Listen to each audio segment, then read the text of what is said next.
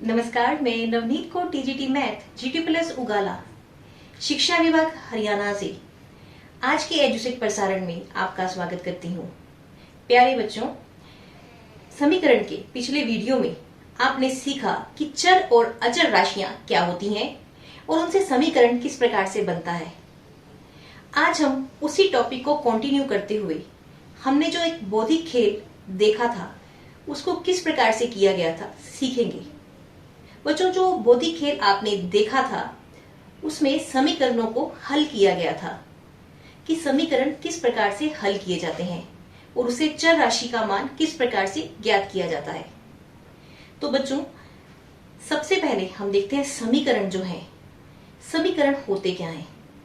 आपने पिछले लेक्चर में सीखा समीकरण क्या होते हैं। समीकरण में दो पक्ष होते हैं, left hand side and right hand side, और उनके बीचों बीच एक समता का चिन्ह होता है। समीकरण बिल्कुल एक तराजू की तरह होते हैं। जिस तरह से तराजू के दो पलड़े होते हैं, एक पलड़ा दूसरे पलड़े के बिल्कुल बराबर भार का होता है और वो बराबर माप के होते हैं। तो यदि हम एक पलड़े पर कुछ भार रखते हैं तो दूसरे पलड़े पर भी उतना भार रखना होता है ताकि वो संतुलित हो जाए। तो जिस तरह से हम तराजू को बैलेंस करते हैं, संतुलित करते हैं कि यदि हम इधर इतना भार डाल रहे हैं तो इधर भी उतना भार डालना है, उसी प्रकार से समीकरण को संतुलित किया जाता है और संतुलित करते करते ही चर राशि का मान ज्ञात किया जाता है। तो चलिए एक गतिविधि के माध्यम से देखते हैं कि समीकरण और तराजू किस प्रकार से एक जैसे हैं। तो बच्चों, अब हम एक तराजू से देखेंगे कि समीकरण और तराजू किस प्रकार से एक प्रकार के होते हैं। हमने ये गतिविधि घर पे बनाई है, आप भी ऐसा तराजू घर पे बना सकते हैं। तो हमने जो ये गतिविधि बनाई है इसमें आप देखिए दो पलड़े हैं। अब अगर मैं इस पलड़े में एक मार्कर रख देती हूं तो देखिए ये भारी हो गया है। अब मैं इस पलड़े में भी ये मार्कर रख देती हूं तो देखिए दोनों बैलेंस हैं, ये बराबर हैं। तो इसका मतलब क्या हुआ? इसका मतलब ये हुआ कि ये दोनों बैलेंस हैं। अगर मैं एक पलड़े पे भार डालती हूं तो उतना ही भार दूसरे पलड़े पे डालती हूं तो दोनों पलड़े फिर से बराबर भार पे आ जाते हैं। तो समीकरण भी बिल्कुल इसी प्रकार से होता है। समीकरण में left hand side right hand side के बराबर होती है, परंतु यदि लेफ्ट हैंड साइड बड़ी हो राइट हैंड साइड से तो वो समीकरण नहीं होता। इसी प्रकार से यदि लेफ्ट हैंड साइड छोटी हो राइट हैंड साइड से तो भी वो समीकरण नहीं होता। तो बिल्कुल तराजू की तरह अब यहाँ पे अगर मैं भार डाल देती हूं तो देखिए ये भारी हो गया है, ये पलड़ा भारी है और ये पलड़ा हल्का है, तो ये पलड़ा ऊपर चला गया है। तो मुझे इसको बैलेंस करने के लिए यहां भी मार्कर डालना पड़ेगा, तो ये दोनों बैलेंस हो जाएंगे। तो समीकरण में भी यही रूल फॉलो होता है जब हम समीकरण को हल करते हैं। समीकरण में अगर हम कुछ जोड़ रहे हैं, कोई संख्या जोड़ रहे हैं लेफ्ट हैंड साइड पे, तो दूसरी संख्या राइट हैंड साइड पे भी वही जोड़नी है। अगर हम कुछ घटा रहे हैं, अगर हम इसमें से कुछ घटा रहे हैं तो इधर से भी उतनी राशि घटानी पड़ेगी। तो बच्चों, आपने देखा कि समीकरण बिल्कुल एक तराजू की तरह है। इसे हम कुछ और गतिविधियों के माध्यम से सीखते हैं और साथ ही साथ सीखते हैं कि समीकरणों को किन दो विधियों से हल किया जाता है।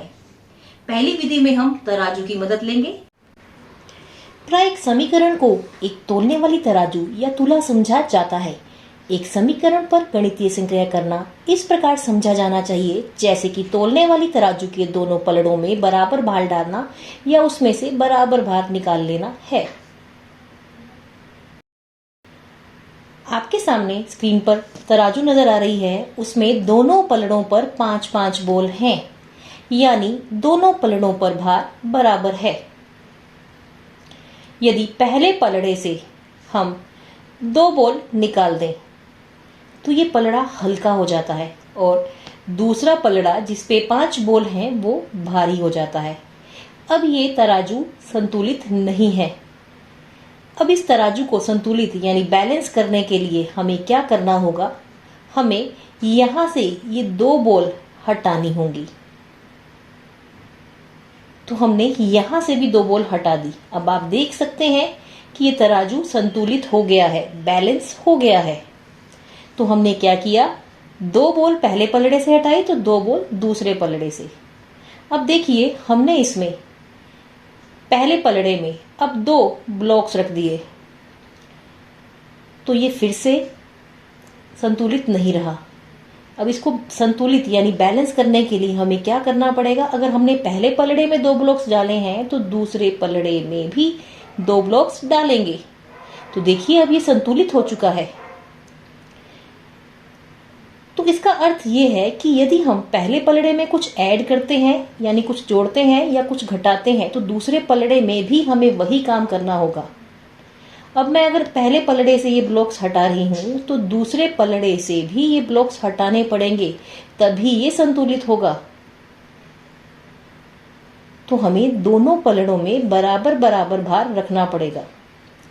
एक संतुलित समीकरण की स्थिति में यदि हम दोनों पक्षों में एक ही संख्या जोड़ें या दोनों पक्षों में से एक ही संख्या घटाएं या दोनों पक्षों को एक ही संख्या से गुना करें या दोनों पक्षों को एक ही संख्या से भाग दें, तो संतुलन में कोई परिवर्तन नहीं होता है।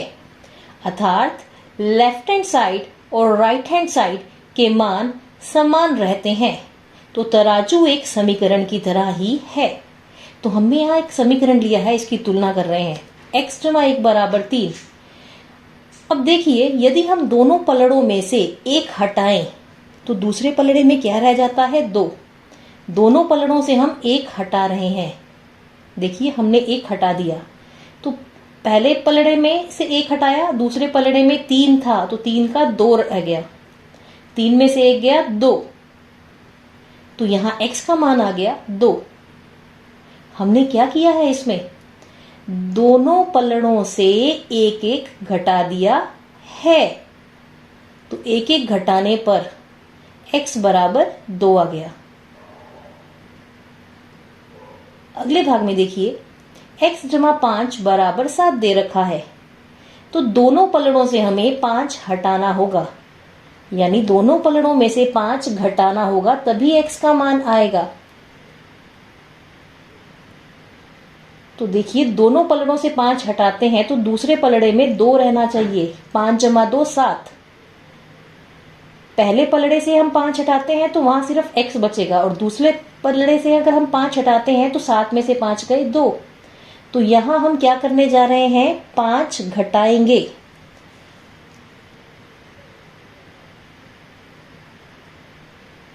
हम यहां पे 5 घटाएंगे तो 7 में से 5 गया 2, तो यहां भी x का मान 2 आएगा। हमने क्या किया, दोनों पक्षों से 5-5 घटाया। जैसे तराजू में घटा रहे हैं, समीकरण में भी ऐसा होता है। तो हम यहां समीकरण और तराजू एक साथ ले रहे हैं, तो देखिए ये संतुलित हो गया। अगले समीकरण में x जमा 4 बराबर 0। अब यहां से 4 कम है तो हमें यहां पे 4 जोड़ना होगा, तो दोनों तरफ हमें 4 जोड़ना होगा। तो देखिए हम यहां पे 4 जोड़ रहे हैं, दोनों तरफ 4 जोड़ रहे हैं। तो जब हमने दोनों तरफ 4 जोड़ा तो 4 में से 4 गया 0 और बचा x बराबर 4। आपने यहां ध्यान दिया कि यदि कोई चीज x के साथ एक्स्ट्रा है, जुड़ी हुई है, तो उसमें हमने वही चीज माइनस करनी है। मतलब कोई एक्स्ट्रा चीज है x के साथ जमा में तो उसको हमने घटा देना है, और अगर कोई चीज चर राशि के साथ घटा में है तो उसे हमने जोड़ देना है। तो हमने क्या देखा, समीकरण किस प्रकार से संतुलित करते हैं। हमने सबसे पहले लिया समीकरण x जमा 7 बराबर 10। उसमें से हमने +7 है तो हमने दोनों तरफ 7-7 घटाना है, तो हमने घटा दिया।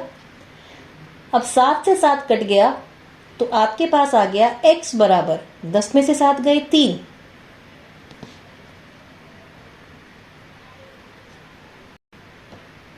नेक्स्ट उदाहरण है x - 5 बराबर 9। -5 है तो दोनों तरफ हम 5 5 जोड़ेंगे, क्योंकि यहाँ पहले घटा की हुई चीज है। तो 5 से 5 कट जाएगा, 0 आ गया और x बराबर 14 आ गया।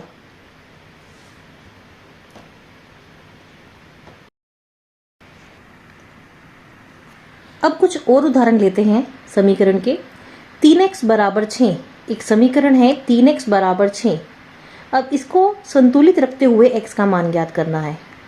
तो देखिए x के साथ गुना में 3 है, तो यहाँ पे हम अगर गुना में 3 है तो यहाँ हम भाग करेंगे, 3 से भाग करेंगे दोनों तरफ, तो हमारे पास x बराबर 2 आ जाएगा। अगर हमारे पास गुना होती है तो हम भाग करते हैं, अगर कोई संख्या गुना में है चर के साथ। अब यहाँ देखिए 1/5x बराबर 1, तो यहाँ x के साथ भाग में है संख्या, तो यहाँ हम गुना करेंगे उस संख्या को। तो हमने यहाँ क्या किया है, 5 से गुना किया है,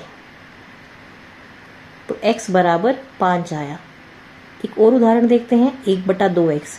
तो यहाँ बटे में 2 है तो गुना करेंगे 2 से, गुना करेंगे 2 से, तो x बराबर 6 आ जाएगा।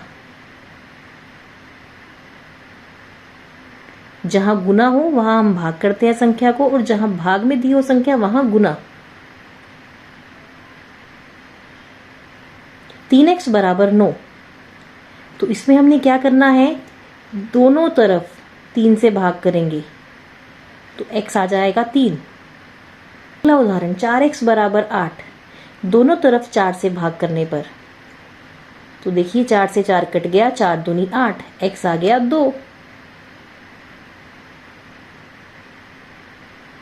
x भाग 4 बराबर 8, तो दोनों तरफ हमें 4 से गुना करना है, क्योंकि यहाँ भाग का निशान है, तो दोनों तरफ हमें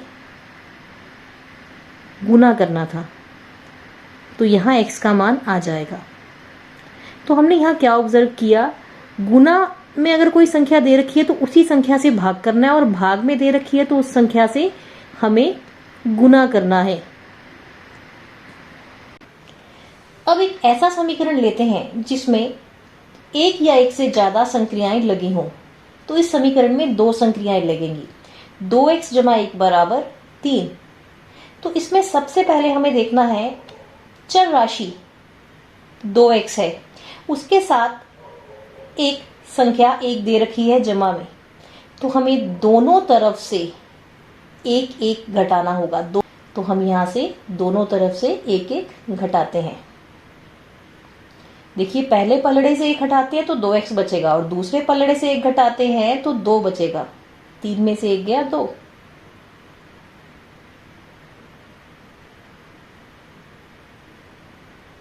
तो यहां आ जाएगा 2x बराबर 2। अब x के साथ गुना में 2 है, तो दोनों तरफ हम क्या करेंगे, 2 से भाग करेंगे, क्योंकि ये गुणा में है तो इसलिए हम यहां भाग करेंगे, तो x बराबर 1 आ जाए। इसके बाद बच्चों अब हम करेंगे दूसरी विधि, स्थानापन्न विधि। स्थानापन्न का अर्थ है एक पक्ष से दूसरे पक्ष में जाना। किसी संख्या को स्थानापन्न करना, संख्या को दोनों पक्षों में जोड़ना या दोनों पक्षों में से घटाने की समान ही है। जब आप एक संख्या को एक पक्ष से दूसरे पक्ष में स्थानापन्न करते हैं तो आप उसके चिन्ह को बदलते हैं। उदाहरण के लिए हम एक समीकरण ले रहे हैं, x + 3 बराबर 8। तो इसमें +3 का स्थानापन्न करने पर लेफ्ट हैंड साइड से राइट हैंड साइड पे जाने पर +3 -3 में बदल जाएगा। तो यहां आ जाएगा x बराबर 8 - 3 बराबर 5। हम व्यंजकों का स्थानापन्न भी उसी विधि से करते हैं जैसे एक संख्या का स्थानापन्न।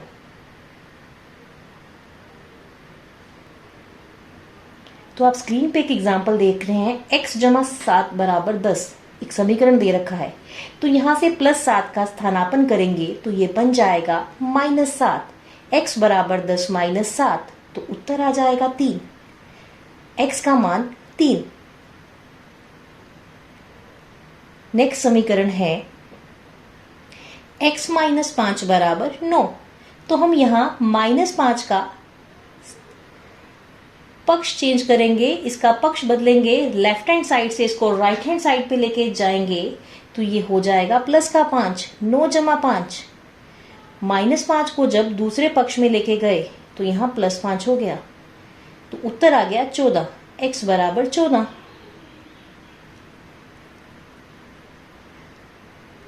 अगला समीकरण है 5x बराबर 15। यहाँ x 5 के साथ गुना में है, तो यहां से आप दूसरे पक्ष में लेके जाते हो तो 5 भाग में चला जाता है, यानी बटे में आ जाता है।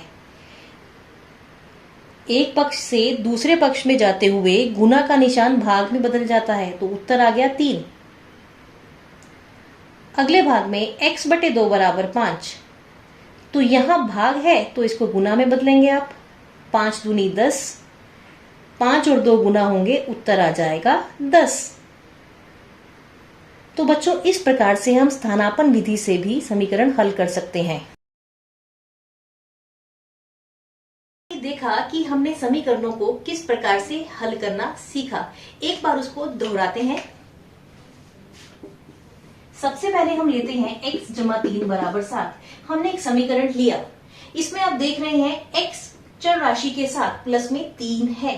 तो जब हम यहाँ प्लस में 3 लेते हैं, हमें सिर्फ चर राशि x का मान चाहिए, तो हम इसमें से क्या करेंगे, 3 घटाएंगे। अब समीकरण बिल्कुल एक तराजू की तरह होता है, तो यदि मैं इस पक्ष से 3 घटा रही हूं तो मुझे इस पक्ष से भी 3 घटाना होगा। अब 3 में से 3 गया 0, x बचा, 7 में से 3 गए 4। नेक्स्ट क्वेश्चन, नेक्स्ट समीकरण। अब देखिए, इसमें x में से 4 कम है। अब मुझे यहाँ केवल x चाहिए, मुझे इस 4 को हटाना है, तो इसमें मैं 4 जोड़ूंगी। लेफ्ट हैंड साइड में 4 जोड़ेंगे तो राइट हैंड साइड में भी 4 जुड़ेगा। यहाँ कुछ घटा में है तो हमने जोड़ना है, यहाँ जमा में था तो हमने घटाया। 4 से 4 कट गया, यानी 4 में से 4 गए 0, 3 + 4 7। इसके पश्चात नेक्स्ट समीकरण हम देखते हैं 4x बराबर 12। अब आप देखिए, इसमें 4x, इसको हम लिख सकते हैं 4 गुना x या x गुना 4। अब यहां 4 गुना में है, तो हमें क्या करना है, दोनों पक्षों को 4 से भाग कर देना है। 4 से 4 कट गया, x बराबर 4 × 4, 4 × 3 12। अब नेक्स्ट समीकरण लेते हैं जिसमें हम भाग करेंगे। x को 4 से भाग करने पर 5 आता है, तो अब इसमें हमें भाग में रकम दे रखी है 4, x के भाग में 4, तो हम क्या करेंगे, भाग का उल्टा गुना करेंगे। x बटे 4 को 4 से गुना करेंगे, तो दूसरे पक्ष को भी 4 से गुना करेंगे, तो ये आ जाएगा 5 × 20। ये तो था कि तराजू की मदद से हमने किस प्रकार से ये सीखा, तो वही विधि हम यहाँ अप्लाई कर रहे हैं। अगर हम यहाँ से कुछ घटा रहे हैं तो दूसरे पक्ष से भी घटाएंगे, अगर हम इधर कुछ जमा कर रहे हैं तो दूसरे पक्ष में भी जमा करेंगे, और अगर हम इधर भाग कर रहे हैं तो इस पक्ष में भी भाग करेंगे। ध्यान रखना है, यहाँ गुना है, एक्स्ट्रा रकम गुना में है तो हम भाग करनी है, यहाँ भाग में है तो गुना करनी है। इसके बाद अब हम देखते हैं स्थानापन्न विधि। जो स्थानापन्न विधि में हम कैसे करते हैं, हमारे पास यही समीकरण है, इसमें हम +3 को पक्ष परिवर्तित कर रहे हैं, स्थान परिवर्तित कर रहे हैं, तो इसमें क्या होगा, ये +3 का प्लस का हो जाएगा माइनस, और 3 आ जाएगा इस पक्ष में राइट हैंड साइड पे। 7 में से 3 गए 4। आपने ध्यान रखना है, चिन्ह बदल जाएगा, प्लस का माइनस और माइनस का प्लस। अब यहाँ है माइनस का चिन्ह, इसको पक्ष परिवर्तित करेंगे, स्थान परिवर्तित करेंगे, तो ये हो जाएगा प्लस का 4 7। अब यहाँ पे 4x बराबर 12, तो इसको हम लिख सकते हैं x गुना 4 बराबर 12। अब गुना का 4 है, इसको पक्ष परिवर्तित करेंगे तो ये हो जाएगा भाग 4। 12 को 4 से भाग करते हैं तो 3 आता है। इसके पश्चात यहाँ भाग में है तो इसको लेके जाएंगे उधर, गुना करेंगे। 5 गुना 4, 5 का 20। अब स्थानापन्न विधि के बाद हम देखेंगे कुछ ऐसे समीकरण जिनमें एक या एक से ज्यादा संक्रियाएं लगती हैं। तो चलिए देखते हैं। तो ऐसा समीकरण जिसमें 2 या 2 से ज्यादा संक्रियाएं लगती हैं, 2x जमा 3 बराबर 7। अब इसमें देखिए, अगर हम इसको हल करते हैं, यहाँ 2x के साथ जमा में 3 है। अब इसको हटाना है हमें तो दोनों तरफ -3 करना है। 3 में से 3 गया 0, बचा 2x। 7 में से 3 गए 4। हमने क्या किया, दोनों पक्षों में से 3 घटाया। इसके बाद अब देखिए 2 के साथ x गुना में है, यानी x गुना 2 है। अब यहां 2 गुना में है तो हम क्या करेंगे, दोनों तरफ 2 से भाग कर देंगे। यहां 2 से 2 कट जाएगा, 2 एकम 2, 2 दूनी 4। और इसी को अगर हम स्थानापन्न विधि से करें, 2x जमा 3 बराबर 7। अब +3 का स्थान परिवर्तित करेंगे, पक्ष परिवर्तित करेंगे तो ये बन जाएगा -3। चिन्ह बदल जाएगा तो ये आ जाएगा 4।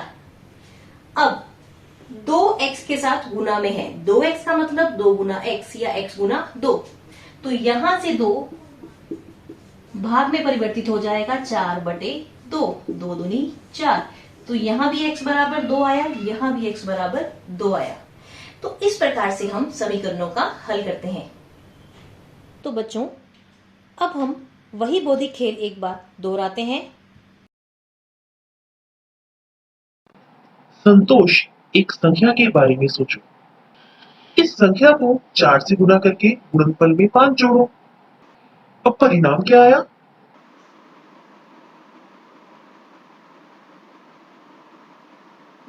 परिणाम 65 है।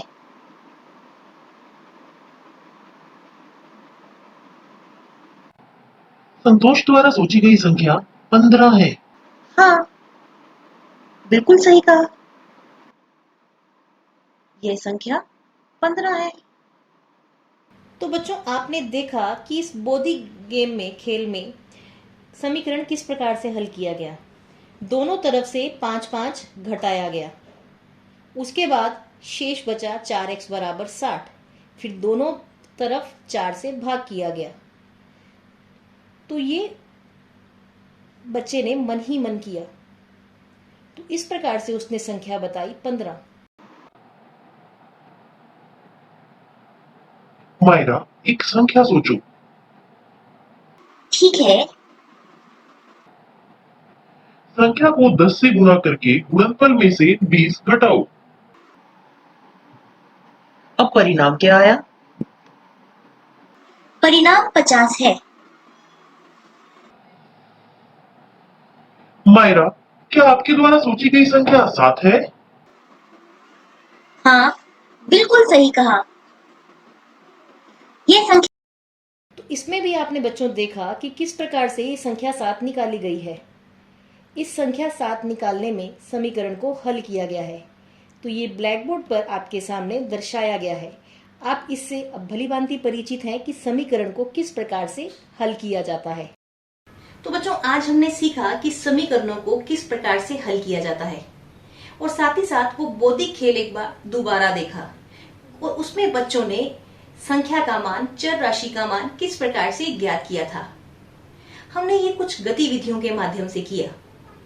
आशा करती हूँ आपने ये गतिविधियां और ये प्रश्न बड़े ध्यान से देखे होंगे और प्रश्नों को अपनी नोटबुक में नोट किया होगा।